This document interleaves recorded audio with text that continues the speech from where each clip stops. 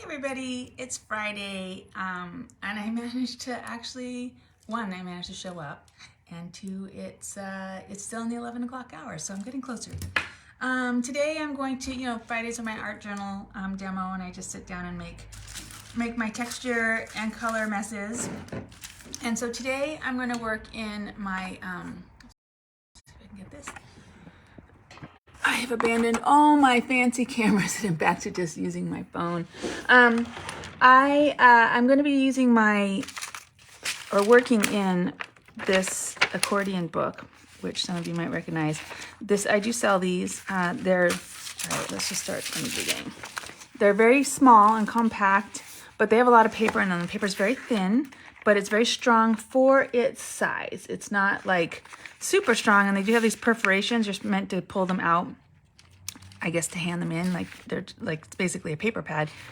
But I'm using it as an accordion book, and I'm hoping you can see this. My computer is frozen, and you can see I've done a lot of jelly printing, and I've kept it fairly modest and thin. So a lot of this is just layers of color, and you can see that I get a lot of interaction. Today I'm just going to forego that and do my usual layering up and stuff with texture paste because I feel like it. But you can see I got into that a little bit here. That was the last two times. And then of course you can pull it out and look at it as one big long one. And then eventually I can work on the back. So today I'm just going to flip to the first sort of blank spot. And I'm going to protect the pages behind and the pages underneath. She says, yeah. Okay, we'll see if that works. All right, and today I pulled out my favorite, my Scorval. I wonder if I should turn the light on, if that's going to make a difference. Let's see. All right, so, and I have my texture pastes, my various, I just actually walked around the studio and picked up a bunch of stuff that's been hanging around for a while. So I've got, my Finnabair. You can see these are well loved. Finnabair texture paste. These are called, ooh, do I have my glasses? Okay, I might not be able to tell you guys the colors of these things. This says Vintage Gold. This is her icing paste. There we go, I can read that. And this is also her icing paste. They actually might be the same color. Vintage Gold and Vintage Gold. So they're the same, but you can see that they're also different. Not sure why.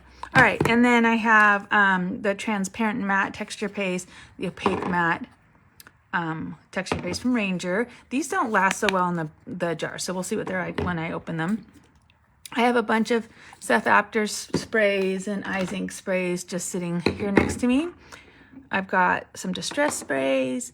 I have the bottles of the gloss spray, the acrylic gloss spray from Dina Wakley. We'll see if those work. And I have a few random ones like my Glimmer Mist. These are the ones that got me into doing this in the first place, way back when I started finally experimenting with my own style, and I used a lot of spray inks without texture at the time, and then I slowly started adding texture, and yeah, and then it got chunkier and chunkier and chunkier, and here we are today. All right, this is Seth Apter's texture paste. This he has four. Sandy, Beads, Flaky, and Crackle. And I feel like he's just got a plain one.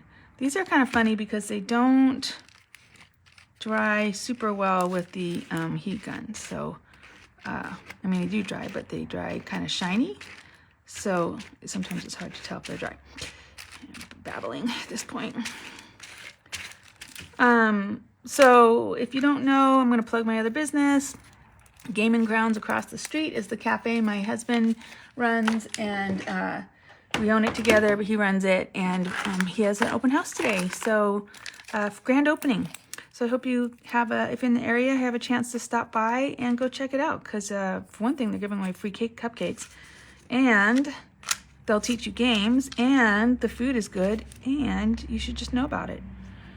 Support your local businesses. All right, so this is ice. This is Seth Apter's ice, which is translucent gel.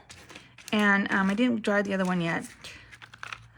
So what's kind of fun about this, and let's see, I'll just do it over here too so you can see, is that it interacts with the color underneath it because it's translucent. But also, it'll seal what's underneath it because it's an acrylic. So it's sort of, I don't know where that green came from. And it has a sort of shiny, matte shiny finish, if that makes sense. Now I don't know where the lid is. Okay, I always put the lids on because otherwise you get this little plug in the nozzle, which can sometimes stop you from using it. All right, blow dry. Hi, Joe. Good morning.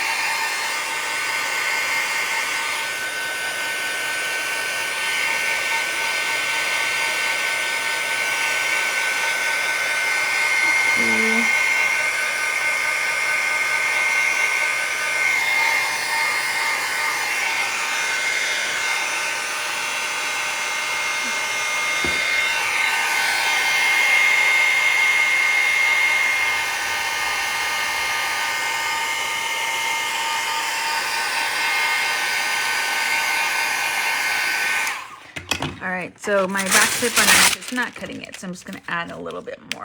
So I can see that I've smudged onto my cover there. Just some more. Okay.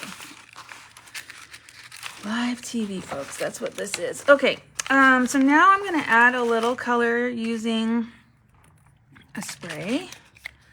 I don't think these are completely dry, so, oh, that's dark. Sometimes when I put down a color and it's, you know, splattery and dark like this, thanks, Letty. I appreciate that a lot. I invite you to art along with me if you can. What did I say? I basically watered it down with just water. And this is a Nuvo spray bottle. I really like them. They're similar to the Tim Holtz bottles. Now, it's worth knowing that this paper is very thin, but it has been treated with a mordant, so it doesn't sort of suck the color, and you can see the color sitting on top rather than maybe getting absorbed. So if we were working on my watercolor pages, this color would have been absorbed almost immediately. And instead, I've got this puddle just fine. You guys are, hi Laura. You guys are here for the watching paint dry part of this, right? I'm always super excited when you guys pop on and say hi. I really appreciate the highs. Makes it feel like I'm actually with someone doing this. During the pandemic, it was really, during the shutdowns during the pandemic, I don't think we're out of the pandemic yet, but it was really nice to be able to get online and have people interact with me. So the paper is already treated. It's this book. So it's an accordion book that I sell here in the store. It's a Japanese product. And I think it's meant really for pen ink. And so they've already treated the paper with a mordant to stop it from absorbing too much. You can see that it's soaking in anyway because, I mean, I got a huge puddle of ink on it. But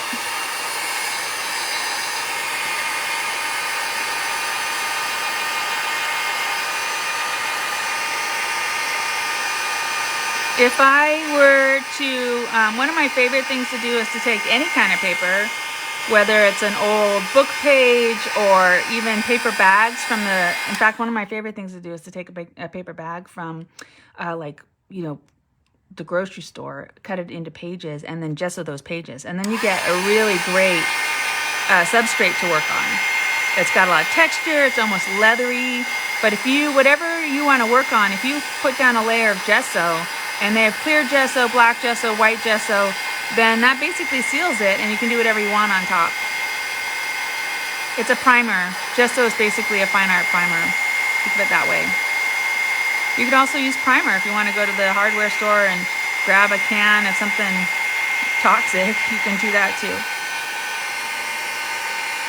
And if you're a pen and ink artist, if you're a calligrapher, there are powders that you can put down on paper to make them more pen friendly.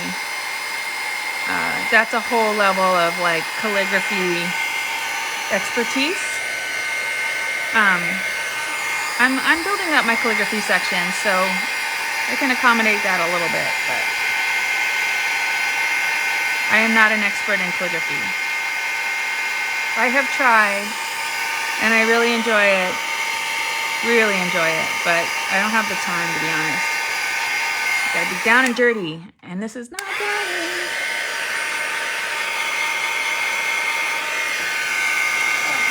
So I am going to, it turns out when you move things on your desk, you find things.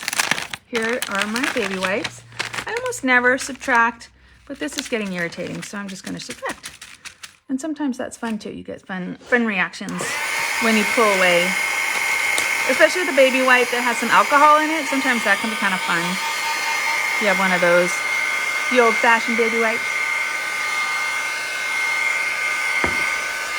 Okay, that's faster. That's better. All right, so I'm going to just keep layering up. I'm going to lean into this stencil. This is the dimensional paste from Sizzix. I have really been enjoying this texture. It's very thick. I don't know if you can see that. It's like plaster, and it's kind of a funny texture in that it's really thick, but also once it dries, it's a little plasticky. So it's like a acrylic film. I don't know if you can hear it, but the singing teacher is teaching someone next door. She genuinely believes anyone can sing. So if you want to learn to sing, she is here for you. But if you can hear some singing in the background, that's what's going on. She's next door. She's very, very, very nice. I really highly recommend her. And like I said, if you want to learn how to sing, she will teach you.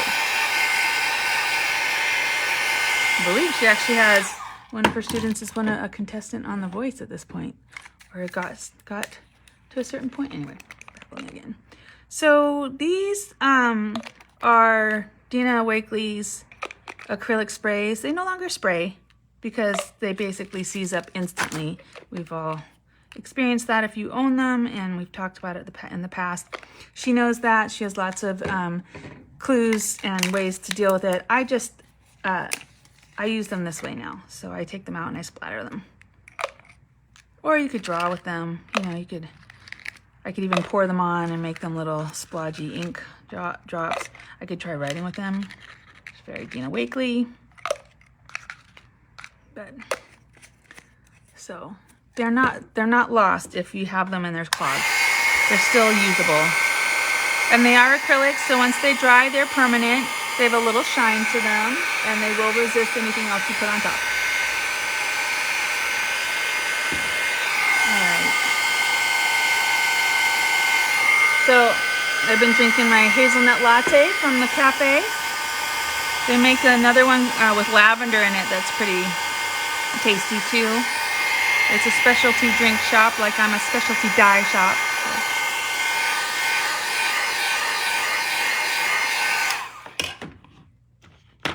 Okay, let's see what else I have. So some of these colors are Seth Apter's new colors. So this is Rusty Saffron. This is one of his new ones. I like it a lot. Sort of a deep persimmony orangey red.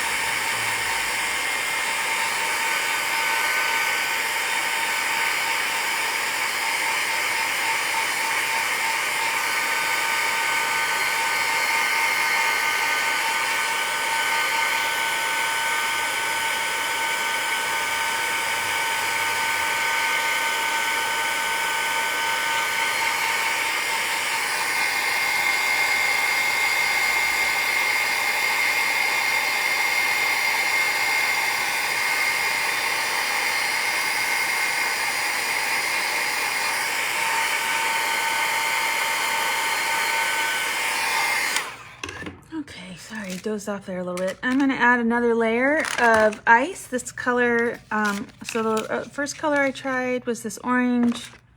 This one was just called orange. And this one is his turquoise. It's actually one of my favorite colors. Lavender coffee. Is lavender syrup in the coffee, and believe it or not, it's delicious. It really is. And the kind of coffee they're serving is called Stumptown, and it's got a sort of nutty caramel flavor to it, which is very nice with the lavender.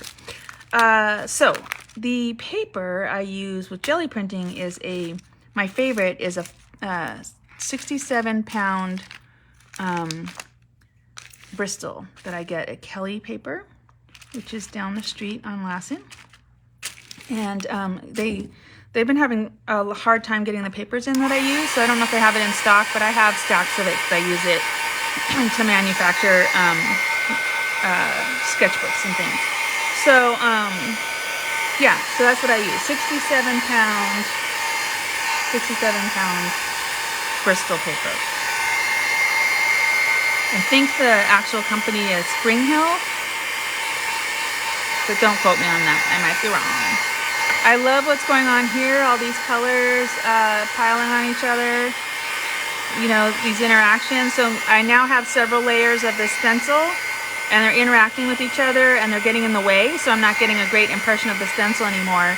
So one thing you can do is scrape a layer of color over what you have, and it'll claw back some of that color. Let me see if I can do that with this.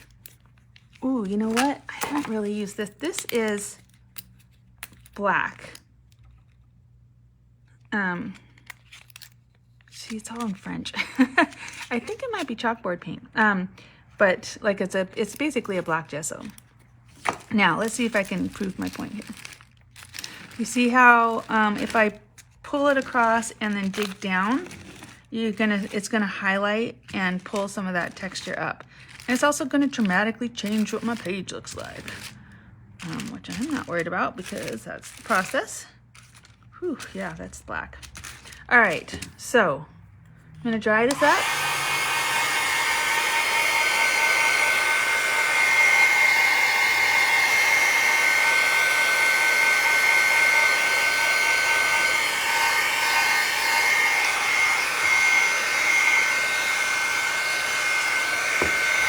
The Bristol paper is great because it's a little thick. It has a little tooth to it, so it grabs the paint, it absorbs it a little bit, so it helps the paint dry and pull off the plate, you know, when you pull that decal off.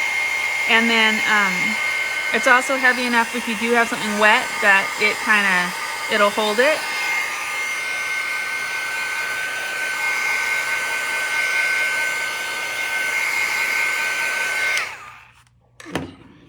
So sometimes when I do this work, I have a moment where I go, gulp, why'd I do that?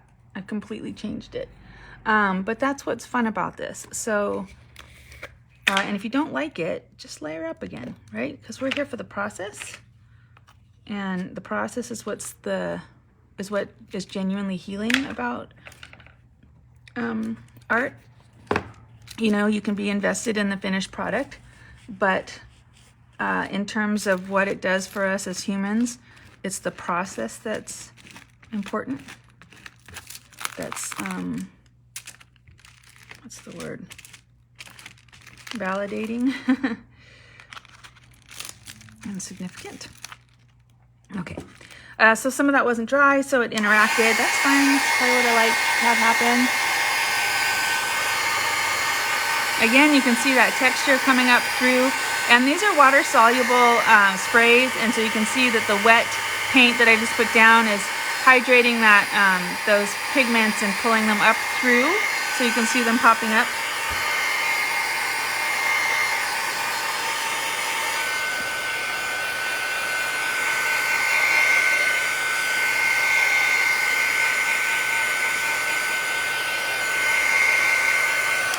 Let's see if we can't bring back some of this orange. Let's see what happens if we just squish it.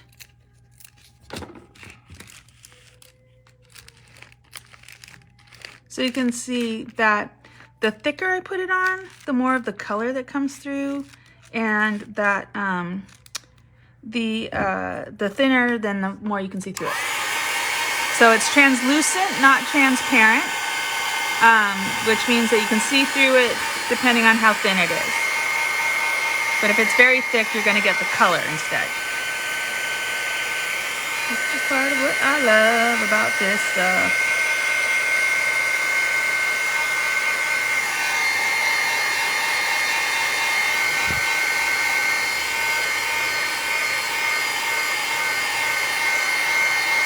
That, Letty, is it's called the zone. When you hit that point where you forget what's going on around you, and it is literally what that is, something chemical going on in your brain that is genuinely like it's healing. So if you're feeling really stressed out, they even show that it can help with processing past trauma. There's some actual brain science on this now that shows that doing art can help people who have trauma from even before you could speak, that can help process and regulate traumatic experiences. Very, very, very, very fascinating work going on in art therapy and neuroscience right now. So can you tell that I'm an art therapy graduate student? That's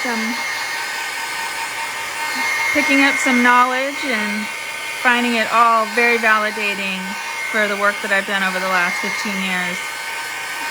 But yes, the process is the point for me. That's why it doesn't matter what this looks like in the end. You know, I enjoy it, and I like, you know, I'll keep going with it until I like it. But it really doesn't matter if I mess it up or if I change it. Like that moment when I put the black on, there was a little like, oh, I lost all that color. But I know that I can bring it back, and that the fun is in keeping going, because it's the process that's important to me. All right, I don't know if I lost everyone or anyone.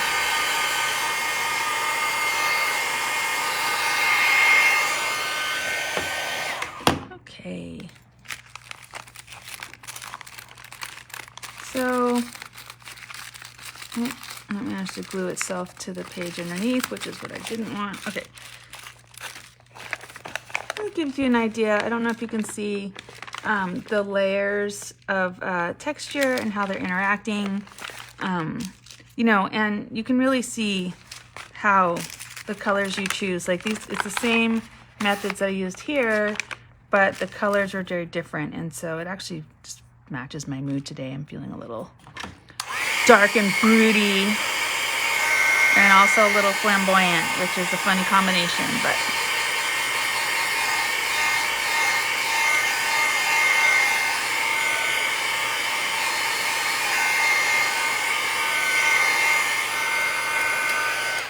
and sometimes, you know, when I'm in a mood, I like to create on just a single piece of paper. Again, my piece of watercolor paper, 140-pound watercolor paper can be really great for this. And then I create a big piece and then I cut it all up. And that cutting up, I cut it up into ATCs or business cards, and I use them, yeah, to advertise my business, that sort of thing. All right, so that's me for today. I'm gonna let that dry. Yep, some of it's still not dry. I'm gonna let that dry, and then I think I will go keep going in this for the next little while. Maybe I can get to the end and turn it over and start. Well, I don't know. Actually, there's still a lot of paper left. These little books have a huge amount of paper on them. So anyway, it was nice to spend a little time with you. I finally, you know, it's been a busy month with everything going on, so I really haven't actually sat down in front of the camera for a while. So it's been nice to be here. For me, I always get something out of it, even if I'm like, oh, I've got to do my live. I always feel better, regardless of what's going on. Thank you so much for joining me, and hopefully I see you in the shop. We're open 12 to 6 today and 12 to 5 tomorrow. And then, so regular hours from this point onwards, even though things are a little chaotic in the store. All right, take care, everyone. Bye. Thanks, Letty, for joining me today. It was nice to chat with you.